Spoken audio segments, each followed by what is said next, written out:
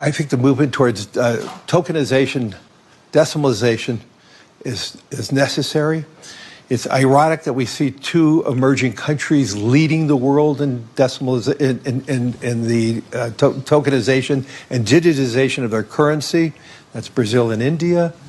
I think we need to move very rapidly to doing that. We would be reducing fees. We would do more democratization by reducing more fees if we had all investments on a tokenized platform that you could move from a tokenized money market fund to equities and bonds and back and forth. We have one common blockchain. We could reduce corruption. So I would argue that yes, we have more dependencies on maybe one blockchain, which we could all talk about. But that being said, the activities are probably processed and more secure than ever. ETF Bitcoin. We believe ETFs are a technology no different than Bitcoin was a technology for asset storage. We believe the next step going forward will be the tokenization of financial assets. And that means every stock, every bond will have its own, basically, CUSIP. It'll be on one general ledger. Every investor, you and I, will have our own number, our own identification. We could rid ourselves of all issues around illicit activities about bonds and stocks and digital by having a tokenization. But the most importantly thing, we can customize strategies through tokenization that fits every individual. We would have instantaneous settlement. Think about all the costs of settling bonds and stocks. But if you had a tokenization, everything would be immediate because it's just a line item.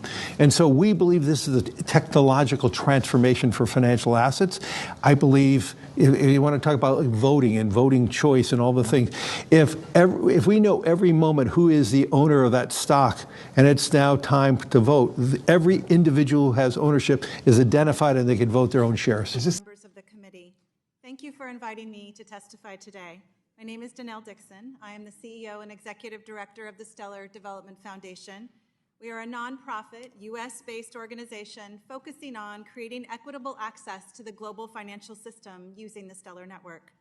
I'm once again honored to be before this prestigious committee to talk about how the use of new technologies like blockchain has resulted in improvements and enhancements in the global financial space. After almost 6 years in crypto and blockchain, and many more in the technology sector, I can confidently say that innovation is not for the faint of heart. It requires perseverance, commitment, vision, and leadership to bring about change and help to create more effective systems. And sometimes it requires going up against strongly held beliefs fueled by misinformation and fear. Over the last many years, Chairman McHenry, Ranking Member Waters, and this committee have done their part to decipher the benefits, clear up misconceptions, and demonstrate the true value of innovation, all with a bipartisan approach that places the issues above politics. And for this, I am grateful. When it comes to encouragement to leverage blockchain and crypto where they work best, this committee has led the way. Both members and staff of this committee have long been working hard to understand the benefits of this technology and pushing to ensure that the United States not only realizes the opportunity these innovations offer, but leads the way on the global stage. We know that blockchain-powered innovation is not about replacing the existing financial system. It's about enhancing it. It's about using the right tool for the job and creating an interoperable and accessible global financial system. Digital wallets and stablecoins built on blockchain networks, combined with crypto-to-cash on and off ramps on Stellar across more than 180 countries and 475,000 locations, deliver exactly that, a better financial system for everyone. Removing barriers, streamlining the movement of money, providing new product opportunities for traditional finance, and saving millions of dollars for financial institutions and organizations that are embracing it. The digital asset opportunity. We praise Chairman McHenry, Ranking Member Waters, and this committee for working to create a more defined regulatory framework for crypto and blockchain, supporting legislation that would provide regulatory clarity without stifling innovation or preventing technological advancements. I actually believe this technology is going to be very important. Look at it. We have been part of the huge revolution in investing through ETFs. We believe that ETFs will be changing the whole way we invest.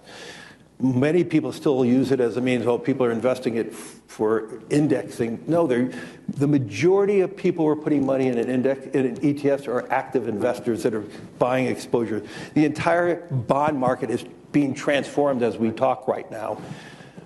I believe the next generation for markets, the next generation for securities will be tokenization of securities.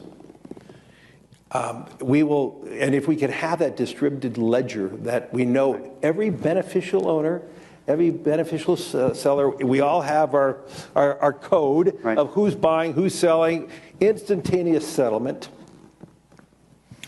And think about it, it changes the whole ecosystem. What do you mean by digital? I do believe we're just at the beginning of the tokenization of all assets, from real estate to equities, to bonds, across the board. It's very loud here. It is very loud. But it's good. Capital's at work, Larry. You like that. I love capital at work. Yeah. But there's $4.1 trillion of money sitting globally in digital wallets. A lot of that money is outside the United States.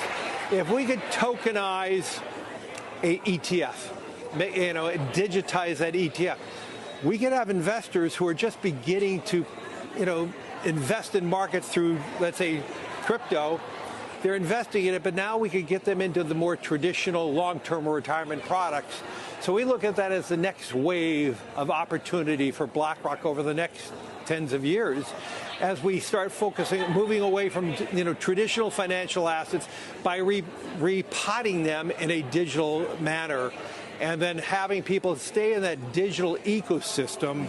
They can have their cash, and we have the largest cash money market fund that's tokenized called BITL. Our Bitcoin IBIT is now over $100 billion. $100 billion, I know, from nothing not that long ago. And 2 years ago, zero. Yeah, so I know. Well, you weren't always a huge proponent of crypto, as we know. You love it now. But I grow and learn. I heard you say that on 60 Minutes. I would say the biggest question from central banks is, what is the role of tokenization and digitization? How quickly should they think about digitizing their own currency? What does that mean for the role of the dollar? If every currency digitizes and we have what does that mean for bank payments? What does that mean for the payment companies like MasterCard and Visa? All these are being questioned right now. I think we spend so much time talking about AI. We're not spending enough time talking about how quickly we're going to tokenize every financial asset, and the opportunity we're going to have a digital wallet and moving ETFs and other things through a digital wallet. And I think that's going to happen worldwide very rapidly. And I think most countries are ill-prepared for that and underappreciate how technology is changing that, not unlike how technology is changing AI and other things. It will be changing the technology around the plumbing of finance. Well, in that case, I think that's just the banks trying to protect their profit margin. They should have to pay rewards and higher rates to their own customers. And I think they're trying to put their thumb on the scale of regulatory capture, essentially, to prevent crypto from doing that. But my prediction is actually the banks are going to start, we're already seeing this actually, they're going to be increasingly embracing stablecoins. And my guess is that in a year or two, they'll come back and say, actually, we want to be able to pay interest and yield on stablecoins in our own companies. And so it goes back to that innovator's dilemma situation. The best banks are leaning into this as an opportunity, and the ones who are fighting it are going to get left behind. But if we don't spend enough faster on AI and digitization and tokenization, other countries are going to beat us. The last panel, I think, really excited me in terms of, tokenization of assets, tokenization of securities. Everything is going to change, and everything that we have in financial markets today is going to be on-chain, and stablecoins is the other half of every single one of those equations. On-chain settlement, decentralized finance, self-custody. These are the things that are going to actually fuel all of the companies like Coinbase is having that ability.